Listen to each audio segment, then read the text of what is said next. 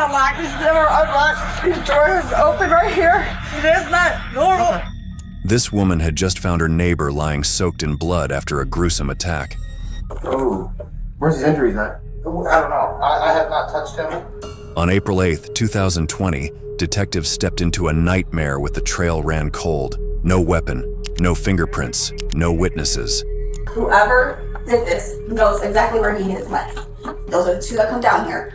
Those two are the suspects. I'm telling you, there's nobody else. Them two. All they had was a number of suspects and a string of accusations. If you're asking, did I kill Mr. King? No. You did not? No, I did not. What, a gun in there? What I've been told, I don't know. I don't know. There's a lot of stories flying. But in search for the truth, detectives would soon find themselves drawn into a secret hideout, revealing a shocking truth no one saw coming.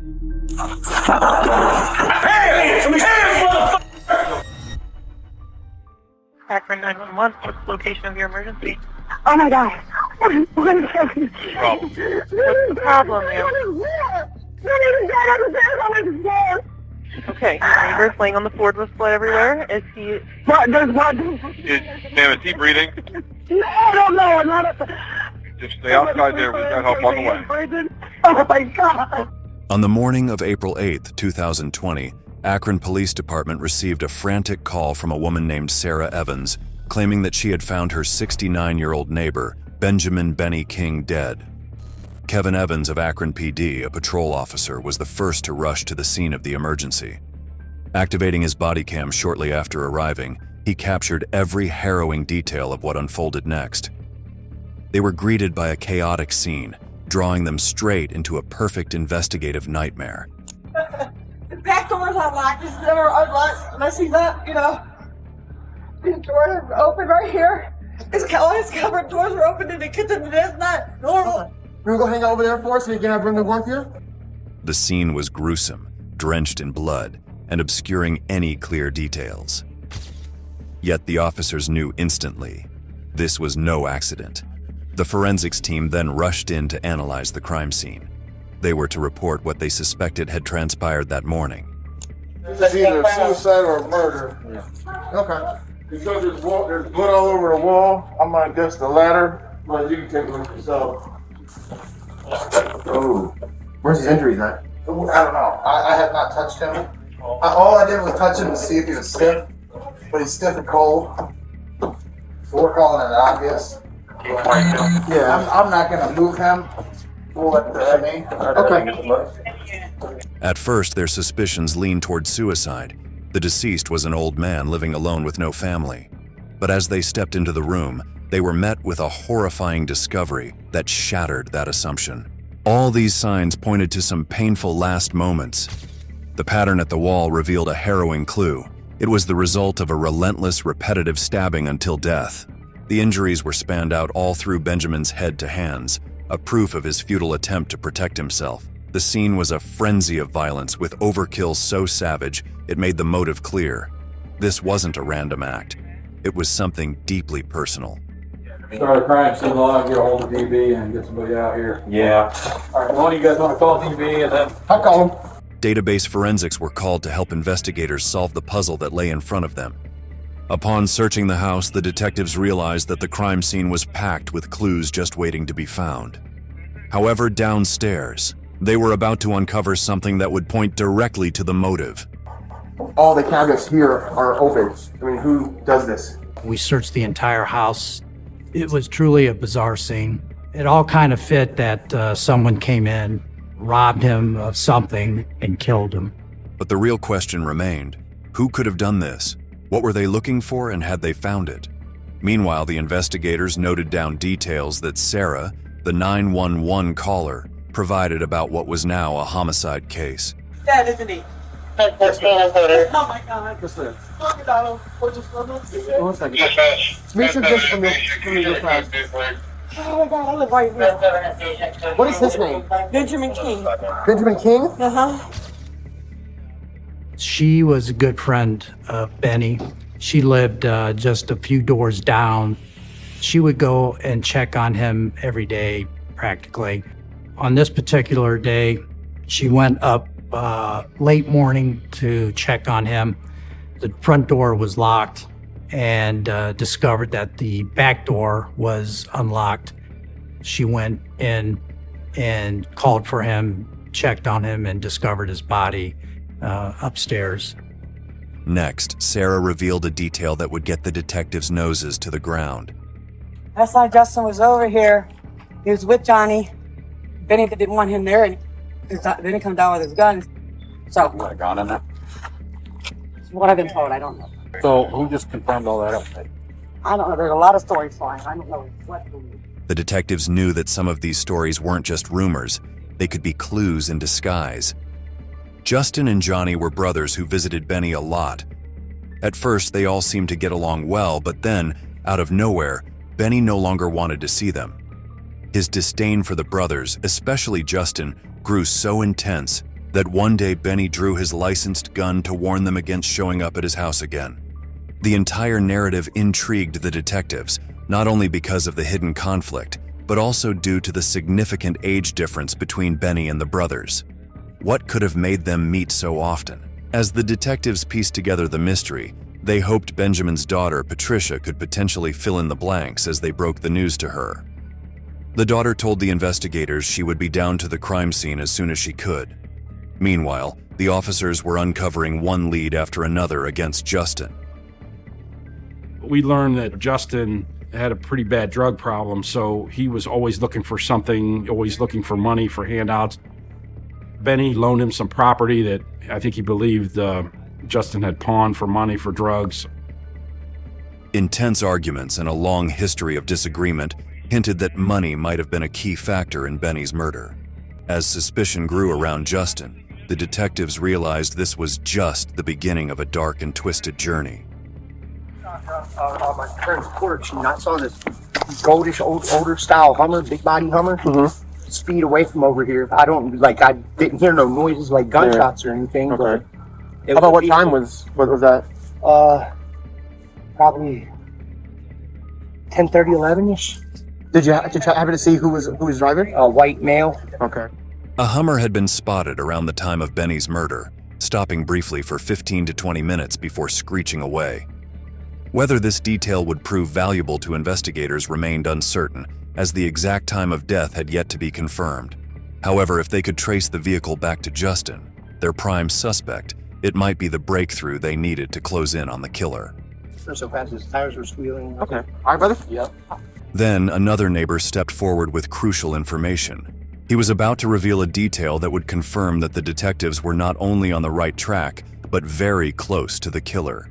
So you're just assuming Jaybird being connected to a Hummer? Correct. I know that I've seen him many times with a Hummer? Yeah, the Hummer. What color? What for that truck? It's like a dusty gold like that. So you've seen Jaybird driving this Volvo Hummer? Yeah. They believed they had a new suspect, Jaybird, until the investigators discovered the true identity of the person behind the name Jaybird. We learned that Justin went by Jaybird, and that's what the neighbor was using. The spotting of the Hummer raised our interest in Justin. 10 to 15 minutes is definitely enough time to commit a murder. He was definitely a suspect that we needed to talk to. The detectives were confident that they were closing in on the truth with the pieces of information they had gathered. But then Patricia arrived with her husband and claimed to know something that would completely shift the direction of the case. Obviously, he passed away. But, She said she knew who had killed Benny. Did you talk to that down there? Patricia harbored intense emotions toward Sarah Evans. Patricia believed Sarah was not only after this dark opportunity for a long time, but she also had a much darker motive. That lady down there has been paying his bills, and she's been taking all his money. So I don't have a bill to say because she's not giving him the bills.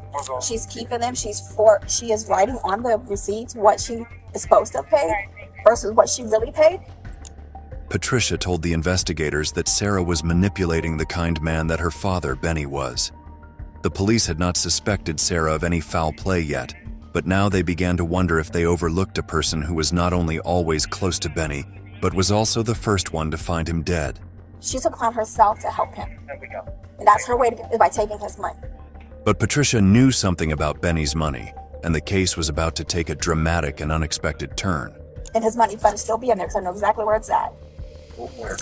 It's in a cabinet in his kitchen and a coffee cup. Benny had saved a few $1,000s for his own cremation, not wanting to leave his daughter with the burden of his last rites. Patricia knew where he had kept the money and led the police to the spot. Put it in the car. It's in like this.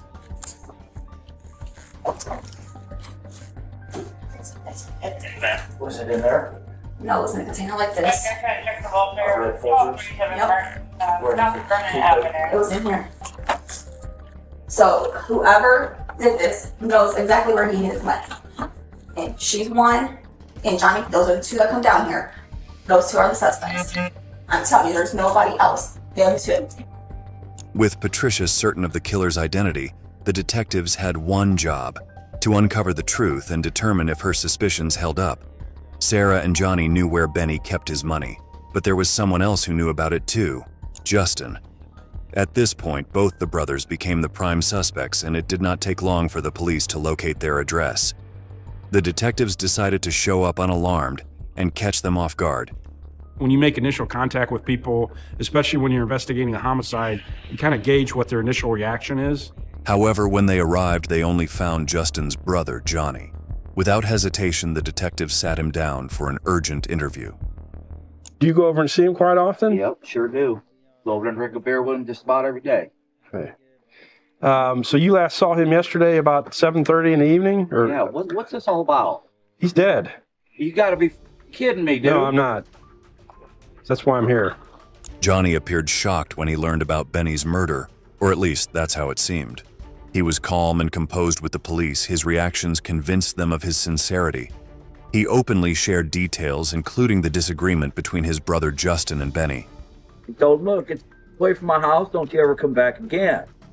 He said, I've loaned you money 4 or 5 times. I'm on a fixed income here. I can't just keep giving. Yeah. He physically pushed him? Oh, yeah.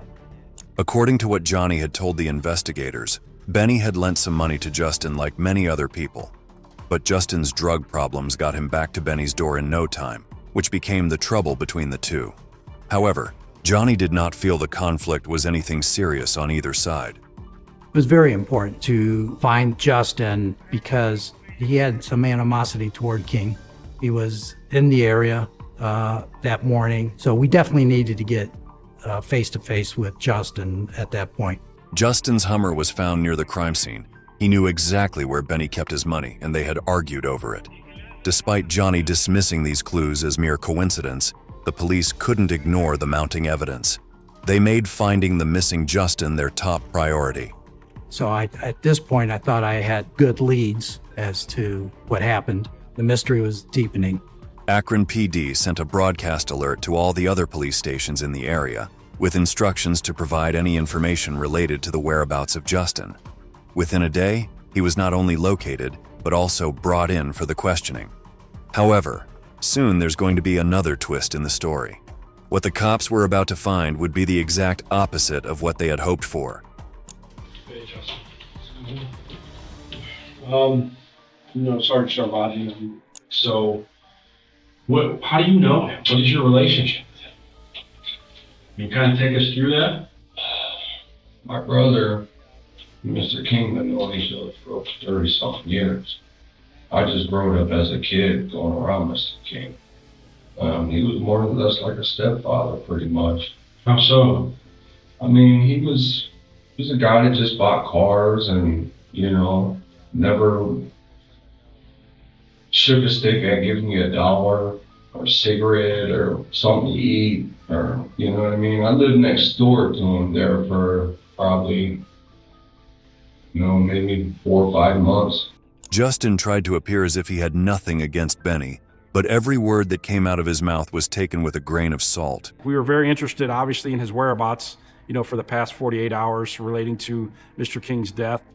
We listened intently to see if what he's saying matches with any of the facts.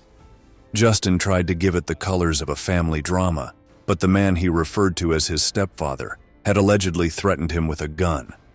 Naturally, the detectives were eager to dig deeper into their relationship dynamics.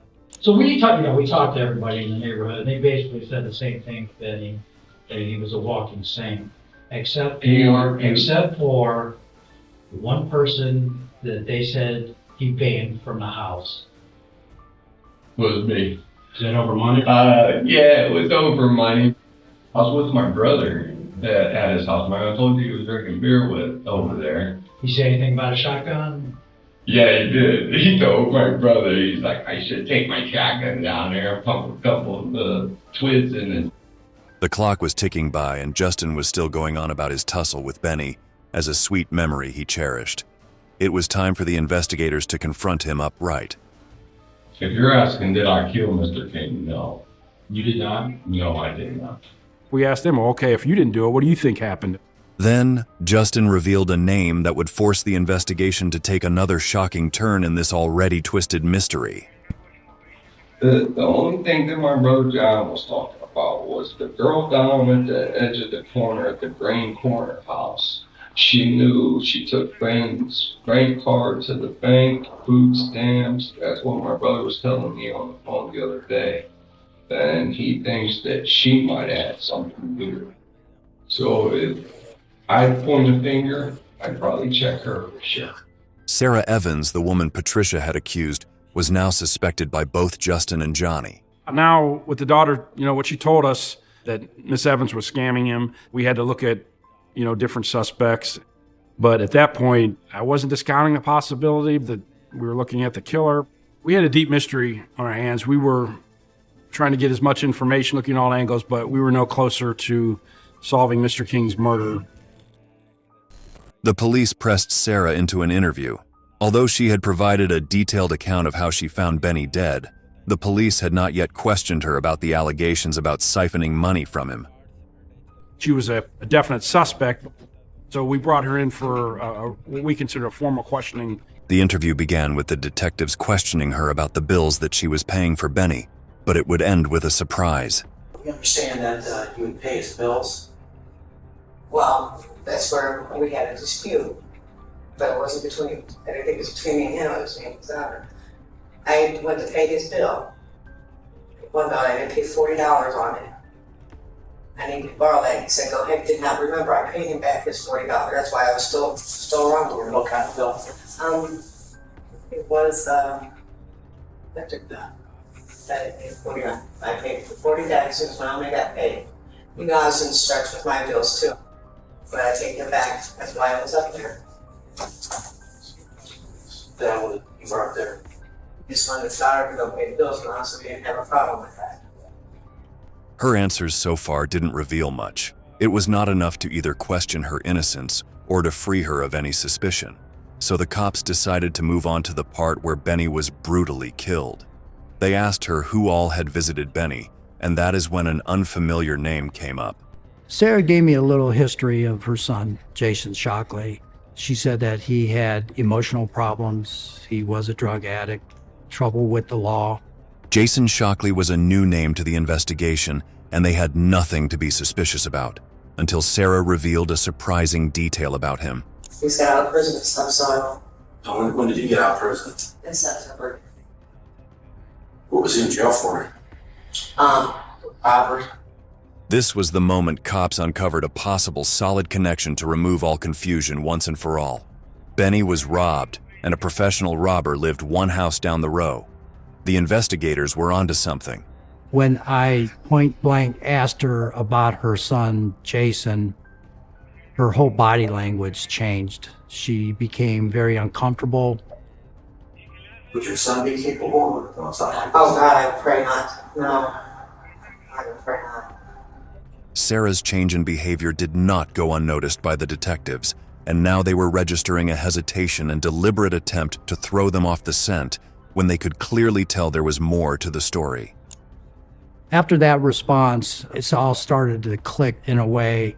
My belief that she knew about the coffee can, but her denial, I think what was going through her mind was, oh my God, I think I might have mentioned that, and Jason knew about it, and his propensity to rob people and his addiction. She probably was thinking, oh my God, it is possible. Now all the puzzle pieces are starting to fit, and we have a new suspect. Despite the detectives' initial enthusiasm, they couldn't spring to action for the next few days. Jason had seemed to have disappeared, and they could not locate him. And without Jason, they had no lead and no direction. It had been about 6 weeks since Benny was killed, and even though detectives had a very strong suspicion who this killer might be, it wasn't enough to officially consider him a suspect, nor had they been able to track him down. Benny's daughter was losing hope of ever finding justice for her beloved father. Growing up, it was just me and my sister. We didn't see eye and eye together at all, but in my dad's eyes, I was perfect. I didn't do no wrong. He wanted the best for me. He wanted to make sure that I was well taken care of. He wanted to make sure that I did everything I wanted to do growing up. I was always sheltered, so I didn't get to go out and do a lot of things. He made sure I was safe. However, just then, a new discovery was about to unearth a chilling truth that had been hidden about Sarah. We had an inmate who was in the Summit County Jail call us and said that he had overheard a conversation that Jason Shockley made while he was in jail with him about Mr. King, directly relating to why it happened. The detectives were quick to arrange an interview and were very eager to hear what this informer had to say. So I'm told, you told one of the deputies you got some information about a homicide? That's about the old guy that got stabbed. Uh-huh. Yeah, his mother found the body. Everybody in the neighborhood know the kid did it. His son, her son. Okay. How do you know this? Yeah, he called me. Well, I seen him a couple days after it happened, and he told me everything. Uh-huh. Yeah. And then I heard him and his mom arguing on the phone. It wasn't going to go that far. Because she always going over the house, cleaning up when she's been doing that for years. Mm-hmm. What could Jason and Sarah possibly be discussing about Benny? This new connection came with 3 haunting possibilities. Sarah, after years of scamming Benny, finally killed him for his last savings. Jason robbed and killed Benny, with Sarah covering for him.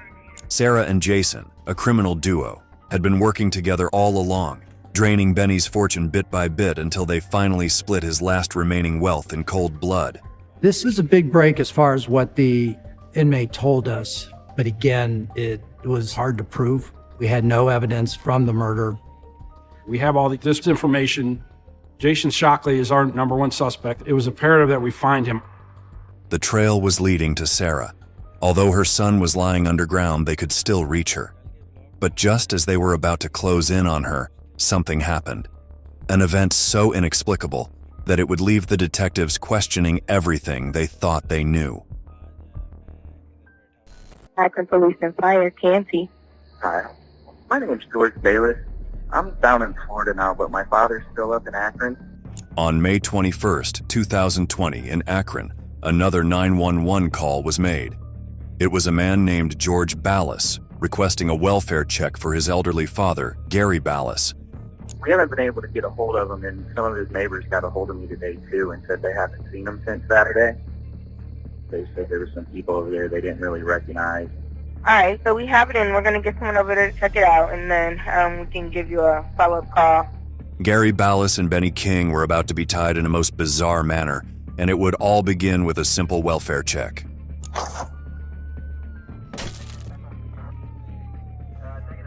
Gary! Akron Police! Gary, it's Akron Police! Gary!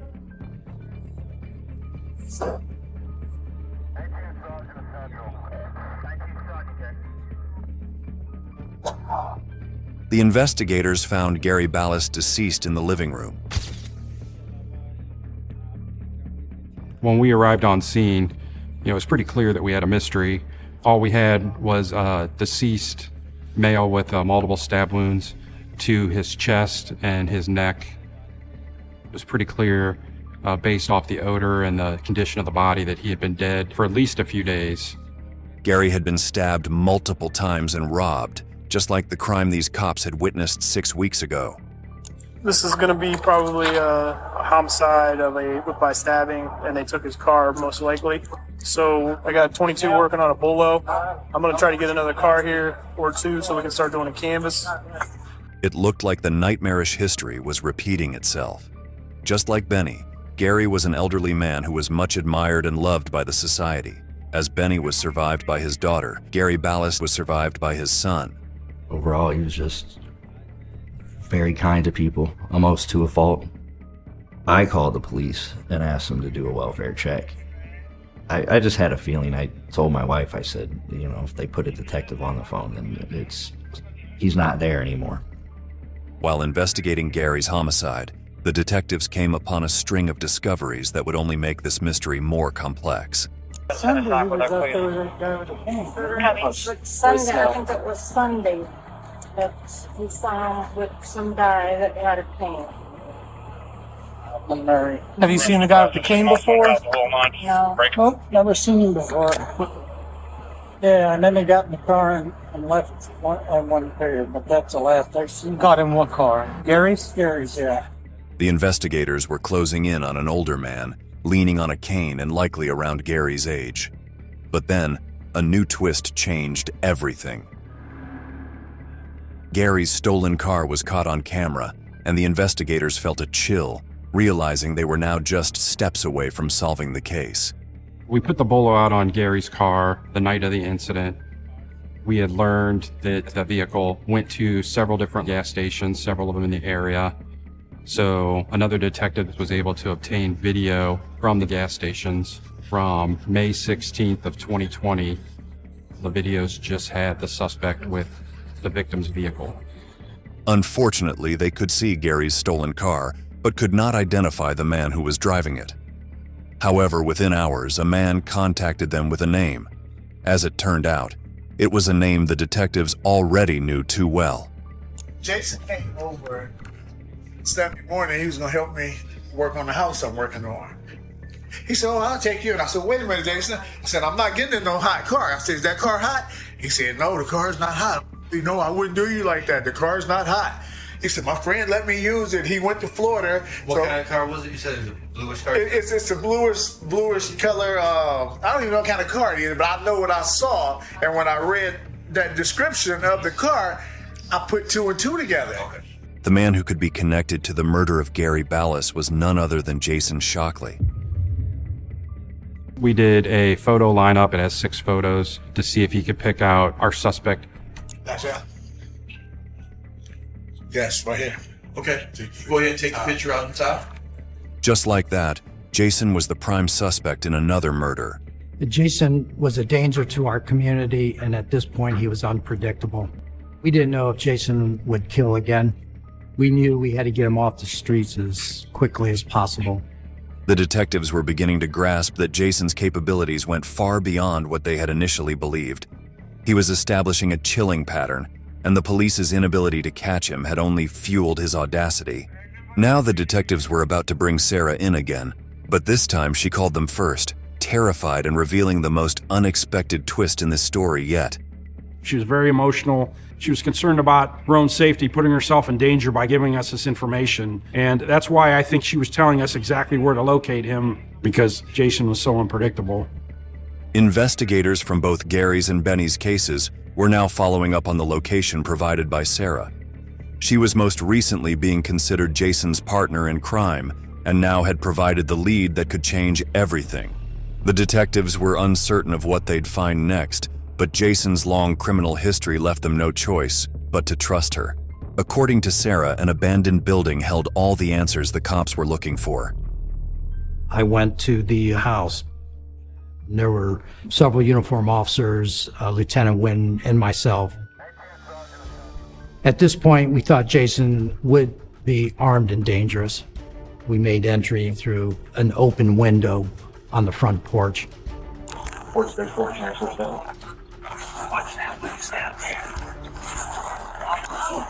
When making a dynamic entry, you're trying to get in as many people as quickly as possible.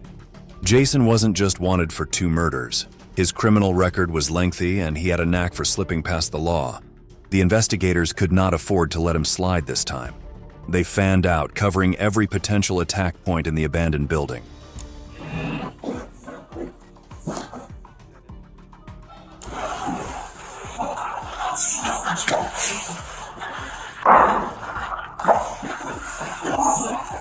Detectives were not prepared for what was about to happen in the next moment.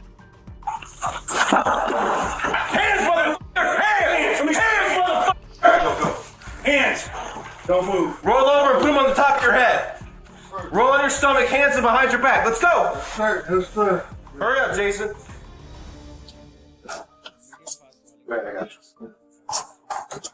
It looked like he had been hiding out there for quite some time. With Jason lying there chilling around, they also found a crucial piece of evidence that connected him with Gary. When we apprehended Jason, we found Gary Vallis's credit cards on him, so we knew we had our guy. We arrested him and brought him into the police station. The arrest of this dangerous man was the price of possession. However, the dark secrets were yet to be revealed in the interrogation room.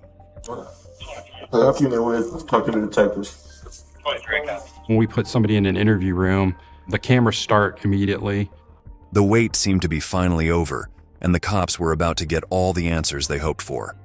All right, so I'm Detective Kennedy. This is Sergeant Shalazmi. I'm investigating an incident that happened the other day. How do you know Gary Bayless?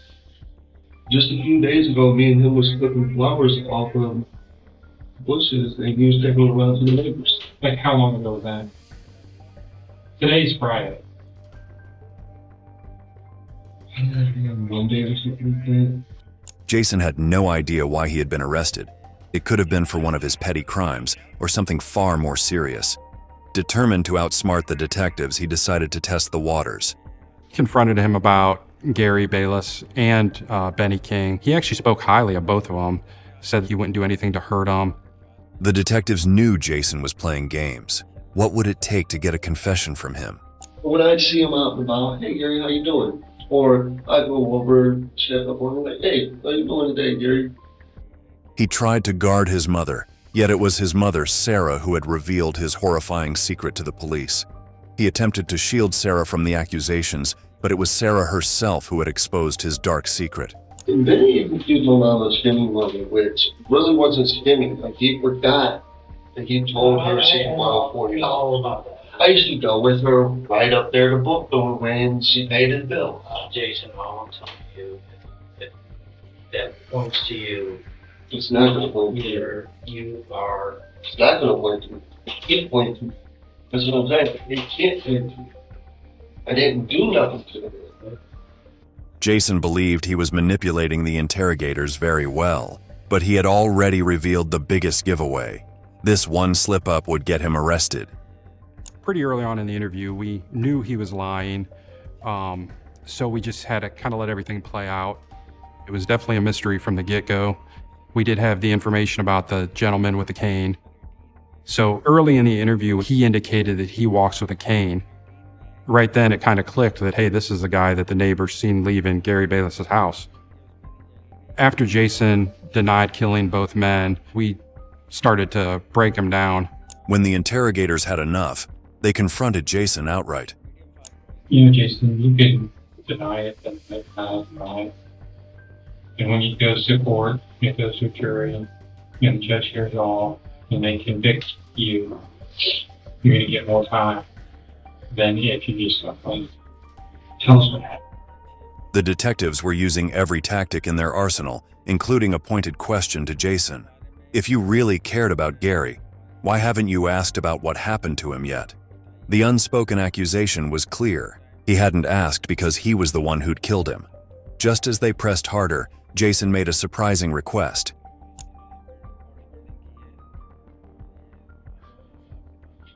You want me to turn it off? Stop. I'm not erasing anything. I'm saying, if you want the first one, I'm going to tell you what we're going to do. There, it's completely off. The investigators turned the recorder off because they knew the CCTV behind them recorded the entire conversation anyway. Okay, it's completely off. The moment of truth was finally here. He's over there drinking all that stuff, smoking. And I guess my mom had borrowed $20 from him. Okay. He got to talking a little crazy about him. Okay. I asked him like every stuff. So I'm like, you know what, I gotta go. I get up and leave. And the phone was cut back. However, the interrogators already knew by now whatever was coming their way, at best, would be a half-baked truth. So I'm like, you know what, I gotta go. I get up and leave. And the phone was cut back. And it had wine in it. Picked up his knife, and it was just like, this turned wild real quick. What happened, Kevin?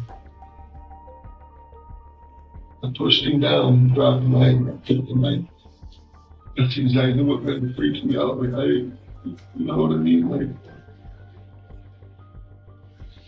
you know, then when I pushed him down in the chair real quick, like, I dropped the knife, I picked up the knife. He was like, shoot you, and that's when I was just blacked out and was stabbed. So when you stabbed him, you stabbed him with the right hand or are you right-handed? I'm right-handed. The investigators then moved on to his first victim, Benjamin King, but he was adamant that he did not do it. Everything you told us about Gary, I think it happened with Benny. Yeah, I didn't do Benny. Everything we had for the Benny King homicide was all circumstantial, but it was pretty strong circumstantial evidence. It was almost like a mirror between the two cases. Too many similarities to deny that he was involved in both. Jason would not confess the crime against Benny, but after the interrogation, the pieces were already falling into place. There were major giveaways, and the investigators had a theory. We knew that Jason Shockley knew Benny because of his mother. I think Jason found out about the coffee can and the money. He went in, he looked for the coffee can, he found it. He went upstairs, Benny woke up. I think he started fighting with Jason. Jason just started stabbing him. Benny stood up, went out to the hall, collapsed and died. Same went for Gary. The investigators did not buy the self-defense version of events that Jason had fabricated. We also knew Jason and Gary were spending some time together and drinking wine. He asked Gary to use the car. I'm assuming that Gary refused that. It upset Jason, and that's when he shoved Gary to the ground and ended up stabbing and killing Gary in order to try to get some money. We did not find the murder weapon for the Gary Bayless or the Benny King homicide. The investigators made a strong case against Jason. Even though the interrogation failed to procure a clear confession, the investigative team had gathered evidence with which they hoped to see justice prevail. Both cases, Benny and Gary's, were a whodunit from the start. With Benny's, we had no real evidence.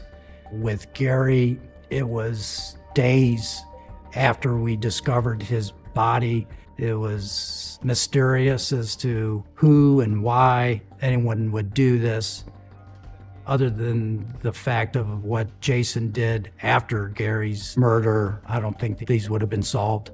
Jason Shockley was convicted for life in prison for Benny King and Gary Bayless. Two investigators from different cases had come together to catch Jason and arrested him on his track to become an elder killer. Through these cases, unfortunately, under these circumstances, you just get to meet some great people in the worst time of their life. And what's memorable to me, having done hundreds of these cases, is it's always that chance to bring something positive out of a terrible situation for a family. Jason ripped more than the precious last years. that these elderly men had for their families. I don't understand why they didn't just come break in, take the money, and leave. But they took everything, down to pennies, everything. My father was a very good man. He would help anybody. He's just an amazing person, and there's nobody like him.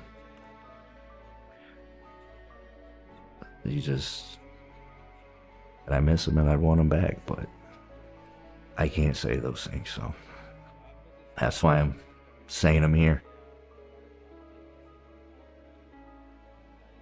Jason Shockley's unwavering loyalty to his mother during the interrogation and their conversation in prison is unforgettable. Could Sarah have known about Jason's intentions long before Gary died, and could he have been saved? Let us know in the comments section below. And if you found today's video interesting, please consider subscribing to our channel, hit that like button, and share our videos. Also, if you have any crime story that you would like us to cover, leave us a message in the comments section below. तो इन्होंने body building की है और ये अपना हिसाब किताब कर रहे हैं। देखें मोबाइल पे हिसाब किताब भी कर रहे हैं और चैटिंग भी साथ साथ कर रहे हैं, लेकिन यह है कि वो मैं नहीं बता सकता किससे कर रहे हैं, लेकिन कर रहे हैं। देखें ये हमारे फाद ये देख सकते हैं आप। आज मैं छठा व्लॉग बना रहा हूँ और ये हमारे फाद भाई के साथ व्लॉग बना रहा हूँ। आप देख सकते हैं इनका बस ये है कि ये देखें ये चल रहे हैं और ये बाल सेट कर रहे हैं। इनके बाल सेटिंग देखें। अच्छा, कमेंट्स करके आप लोग ज़रूर बताइएगा कि हमारे फाद भाई आपको कैसे लगे। माशाल्लाह मोस्ट सीनियर पर्सन है और ये है कि इनके चेहरे पे हमेशा खुशी रहती है, हंसी खुशी रहती है ये माशाल्लाह से। और ये है कि ये अभी काम में मसरूफ़ हैं, अपने काम कर रहे हैं। कल के व्लॉग में आपने देखा था कि मेरे एक दोस्त थे, वो मेरे अपने स्ट्रीट के दोस्त हैं, यानी कि हम एक पुराने दोस्त थे, उनका व्लॉग था। आज मैं इधर बैठा हुआ, ये हमारे फाद भाई हैं, इनके साथ व्लॉग बना रहा हूँ। तो कमेंट्स करके आप ज़रूर बताइएगा कि आपको मैं इसमें और भी पार्ट्स अटैच करूँगा इस ब्लॉग में। असल में मैं इधर बैठा था तो मैंने कहा इनको भी ब्लॉग में ले लूँ। तो ये है कि कमेंट्स आप करके बताइएगा कि आपको हमारा ब्लॉग कैसा लगा और ये हमारे फाद भाई कैसे लगे। माशाल्लाह ये क्रिकेटर हैं और अच्छी खासी, यानी कि क्रिकेट ये उसकी तरफ से स्टील मिल की तरफ से क्रिकेट खेलते हैं और अंडर 18 में इनका यानी अंडर 18 में है, ये अंडर 18 में स्टील मिल की तरफ से। आप इनके उस पर नहीं जाइएगा, ये हैं बैट्समैन हैं, ऑलराउंडर हैं, ये ऑलराउंडर हैं, ये बैट्समैन भी हैं और बॉलिंग भी करते हैं, यानी कि मीडियम फास्ट बॉलिंग करते हैं और बैट्समैन भी हैं इसके अलावा। तो ये इनकी पूरी हिस्ट्री है। और इसके अलावा आप देख रहे होंगे इनका चेहरा तो यानी कि छोटा लग रहा है बच्चों वाला, लेकिन ये है नहीं, ये बड़े हैं माशाल्लाह और बड़े अच्छे बॉलर भी हैं और बैट्समैन भी हैं बहुत अच्छे। तो आप लोग इसके बारे में कमेंट्स कीजिएगा कि आपको हमारे फाद भाई कैसे लगे काम करते हुए, बताइएगा ज़रूर। अच्छा, मैं अपने ब्लॉग का टाइम ख़त्म हो रहा है, मैं इसी के साथ आपको खुदा हाफिज़ कहता हूँ, तो इनके बारे में ज़रूर बताइएगा, ठीक है।